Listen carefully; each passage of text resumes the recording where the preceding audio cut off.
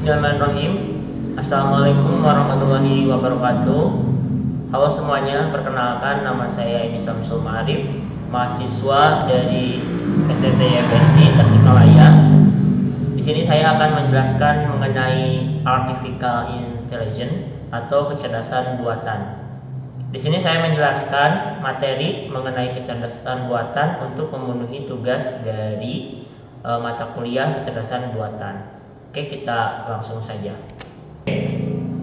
Sekarang saya akan menjelaskan mengenai pengertian dari artificial intelligence atau kecerdasan buatan. Nah, kecerdasan buatan itu apa sih gitu kan? Pasti kalian bertanya-tanya gitu.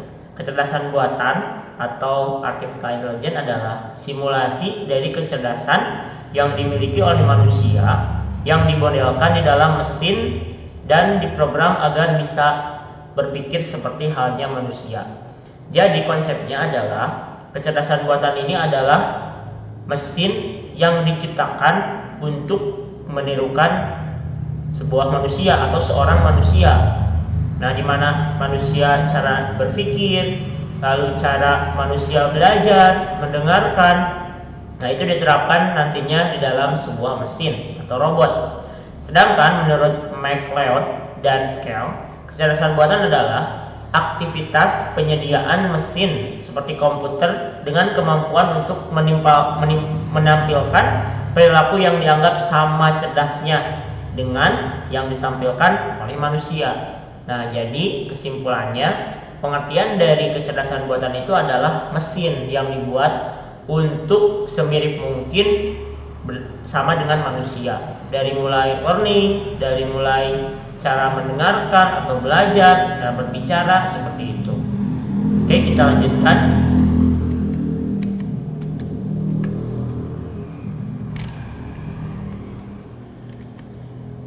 AI sendiri merupakan teknologi yang memerlukan data untuk dijadikan pengetahuan. Sama sekali dengan manusia. Manusia perlu pengetahuan, dan pengetahuan yang dipelajari oleh seorang manusia itu berbentuk data atau misalnya hal-hal yang ada di bumi ini gitu. Sama seperti manusia.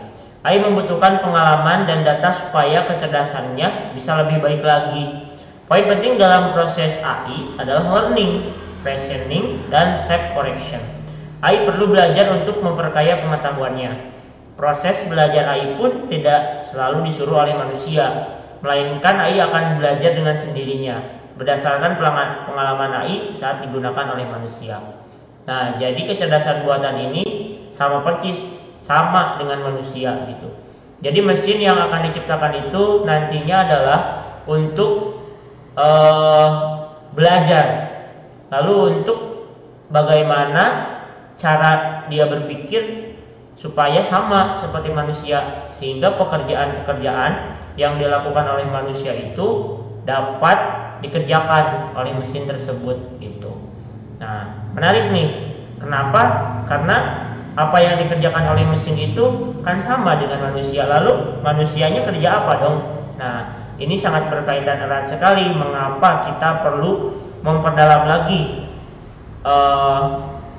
mengenai AI ini? Nah, pasti ada di sana dampak positif dan dampak negatifnya. Tentu sekali di era hari ini dampak positifnya akan sangat bermanfaat karena keterbatasan dari manusia untuk mengolah atau bekerja sebagaimana mestinya gitu. Contohnya saja, kita garap sebuah sawah gitu. Nah, di sini manusia kan pasti ada tidurnya, ada istirahatnya. Sedangkan mesin yang kita ciptakan mungkin saja dia stay 24 jam untuk ada di sawah tersebut atau di ladang atau misalnya di peternakan untuk memprogres semua kegiatan yang ada di sana seperti itu. Oke, kita lanjutkan. Nah, selanjutnya ada hal-hal yang harus dipersiapkan di dalam langkah membuat kecerdasan buatan. Yang pertama ada data science. Data science ini adalah data yang dikumpulkan untuk perkembangan sebuah AI gitu. Nah, di sini kita lihat ada pengertian data science. Menurut Shiko Hayashi, Dari Institut Statistika Matematika Sagora Gauka, pengertian data science ini adalah ilmu pengetahuan interdisiplin tentang metode komputasi atau metode komputer untuk mendapatkan wawasan berharga yang dapat ditindaklanjuti dari kumpulan data. Nah, data yang mencakup 3 fase yaitu desain data, mengumpulkan data, dan analisis data sebagai ilmu interdisiplin. Data science mempunyai definisi yang berbeda-beda dari akademisi maupun praktisi yang berkecimpung di dalamnya. Nah, saya simpulkan saja bahwa data science ini adalah data yang real yang akan nanti kita siapkan sebagai penunjang keberhasilan kecerdasan buatan tersebut. Karena kan dari pengertian kecerdasan buatan tersebut harus ada data yang dikumpulkan. Makanya data science ini menjadi hal penting atau menjadi pokok utama di dalam kecerdasan buatan. Nah, sehingga data-data yang telah dikumpulkan itu nanti fokusnya mau kemana nih, gitu ya. Contohnya kecerdasan buatannya kita buat di smart home. Nah, berarti data-data yang dikumpulkan itu, masalah yang dikumpulkan itu mengenai rumah, smart home gitu. Yang kedua, di dalam contohnya peternakan. Nah, berarti harus ada data mengenai peternakan tersebut. Kita harus learning, gitu kan? Kita harus kumpulkan data berbentuk masalah juga bisa. Nah, kita metodologi penelitiannya seperti apa supaya yang kita buat mesinnya itu menerima data yang sesuai, tidak sesuai gitu kan. Nah, kalau misalnya tidak sesuai, mesinnya akan bingung nanti yang apa sih yang akan dibuatnya gitu. Seperti itu. Oke, kita lanjutkan. Nah, selanjutnya ada penggunaan data science. Penggunaan data ini merupakan ilmu terapan baru yang perkembangannya dituntut oleh meningkatnya penggunaan teknologi secara signifikan. Data science digunakan oleh perusahaan maupun instansi tertentu untuk melakukan analisis data yang tidak bisa dilakukan dengan metode sederhana.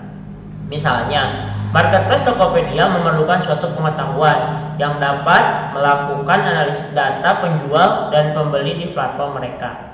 Tentunya, data yang mereka punya setiap detiknya terus berubah atau bertambah, sehingga diperlukan suatu metode komputasi untuk mengambil data tersebut serta melakukan perhitungan yang dapat menganalisis informasi pada data tersebut.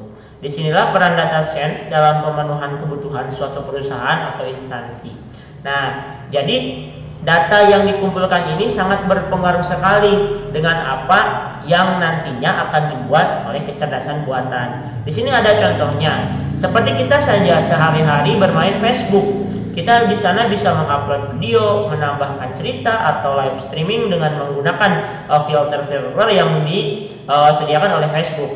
Ternyata itu adalah data yang dikumpulkan oleh mereka untuk menunjang kecerdasan buatan. Nah, sekarang kan Facebook, Instagram, WhatsApp itu akan berubah menjadi Meta. Nah, data-data yang dikumpulkan itu akan mereka kumpulkan gitu ya. Jadi data science ini sangat berarti sekali bagi mereka-mereka yang mempunyai platform seperti Facebook atau Instagram atau yang lainnya gitu. Nah, kenapa disebut penting? Karena mereka mengumpulkannya untuk menunjang keberhasilan apa yang mereka buat di dalam kecerdasan buatan gitu. Ternyata data-data yang kita tambahkan seperti foto atau video atau misalnya status itu pasti terekam di data mereka gitu, di server mereka. Nah, supaya nantinya mereka akan tahu. Lalu outputnya apa? Nih, saya akan bahas sedikit. Ternyata outputnya ada. Saya pernah di Instagram mencari mengenai baju gitu ya. Nah, baju itu contoh saya cari mereknya adalah misalnya Geofmax gitu. Ternyata pas saya buka di Facebook itu ada langsung keluar iklannya. Lalu saya buka lagi di platform lain, contohnya di Tokopedia atau di Shopee. Itu Geofmax paling pertama muncul gitu. Karena saya pertamanya di Instagram itu mencari merek atau brand tentang Geofmax, contohnya tentang baju. Nah, itu saling berhubungan sekarang. Mungkin saja mereka membuat itu sebagai media promosi atau media untuk iklan seperti itu. Nah, jadi ternyata data itu penting gitu. Lalu saya coba lagi cari di marketplace gitu, di Shopee. mengenai sepatu gitu kan. Nah ini yang sedang trending contohnya ada Aero gitu. Saya cari di sana sepatu tersebut gitu. Ternyata pas saya buka Instagram itu ada langsung Instagram yang paling pertama muncul adalah yang tadi Aero gitu. Mereka merekomendasikan tanpa saya tahu gitu kan. Ternyata riwayat saya dulu pernah cari sepatu yang bernama Aero. Ya, itu data science yang diperlukan sekarang. Makanya data science itu sangat penting. Mereka pasti mencari data-data yang kita punya gitu. Dari mulai misalnya keperluan kita atau kegiatan kita sehari-hari, mereka akan backup semuanya di dalam satu server seperti itu. Kita lanjutkan. Nah, di sini saya mempunyai sebuah ide untuk sedikitnya membuat sebuah kecerdasan buatan, dan mungkin saja ini telah saya realisasikan, yaitu membuat alat penyiram tanaman otomatis berbasis Arduino. Jadi ini adalah tugas saya ketika waktu kerja praktik. Saya membuatnya dan menerapkannya untuk pertanian gitu, yaitu alat penyiram tanaman otomatis berbasis Arduino gitu. Nah, di sini ada use case diagramnya.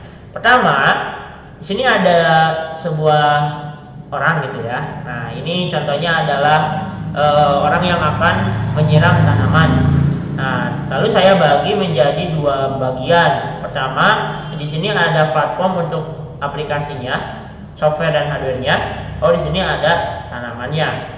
Pertama, saya membuat aplikasinya itu bukan membuat sih, tapi sudah disediakan di Android, namanya Billing gitu. Billing itu nantinya akan include dengan sensor penyiram tanaman. Sini saya menggunakan sensor moisture untuk kelembaban tanah.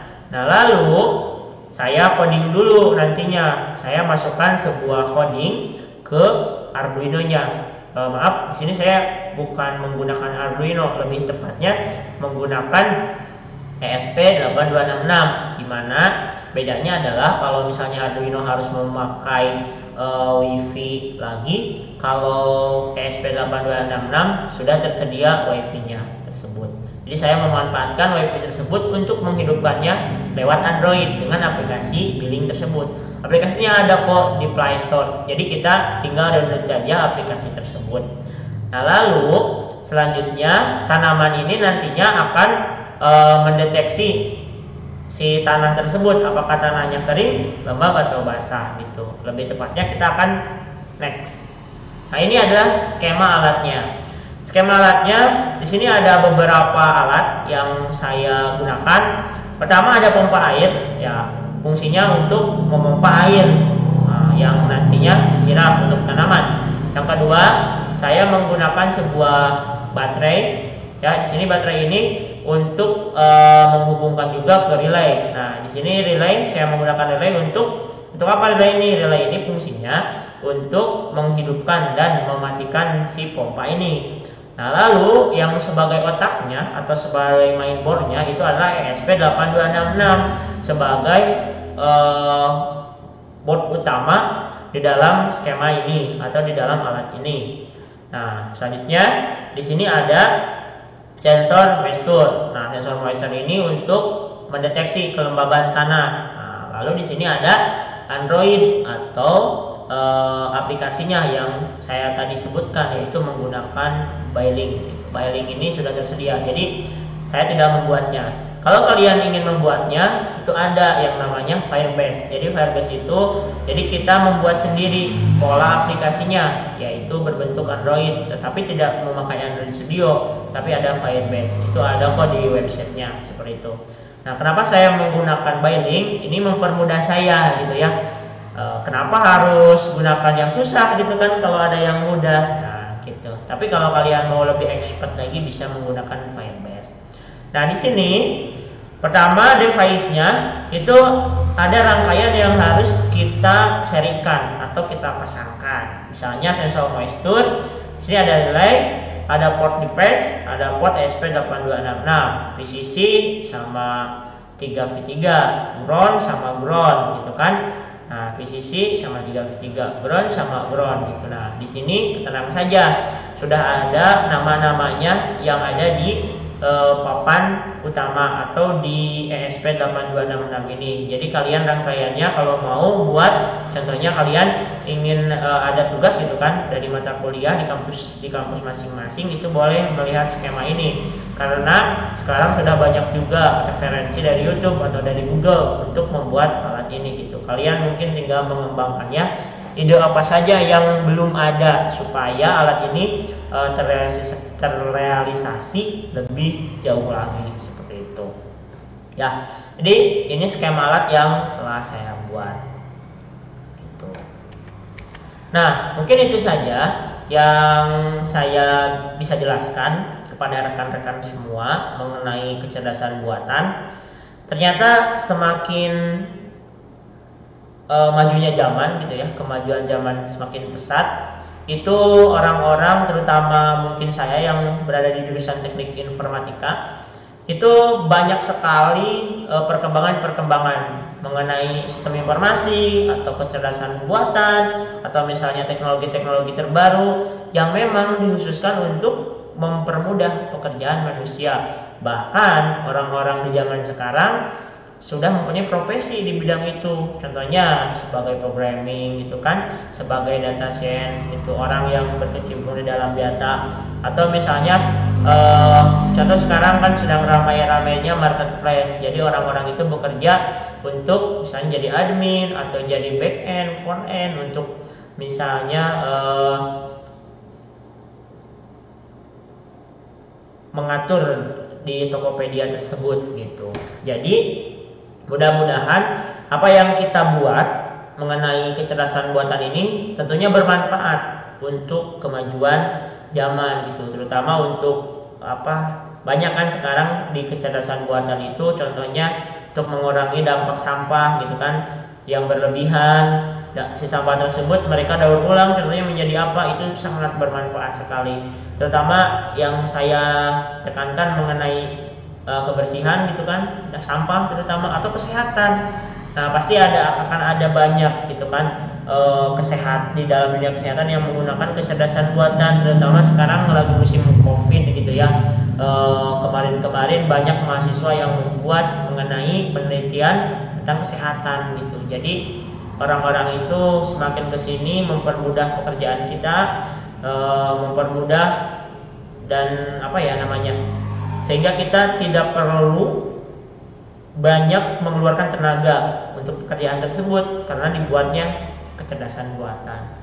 Ya, mungkin itu saja dari saya. Kesimpulannya, kecerdasan buatan ini kita bisa terapkan dalam kehidupan sehari-hari untuk mempermudah pekerjaan, untuk memajukan semua bidang, semua potensi yang ada di kita sehingga lebih baik lagi gitu ya. Nah, nantinya juga kita sebagai manusia jangan nganggur gitu kan, karena kan ini banyak problematika di mana ada kecerdasan buatan gitu kan.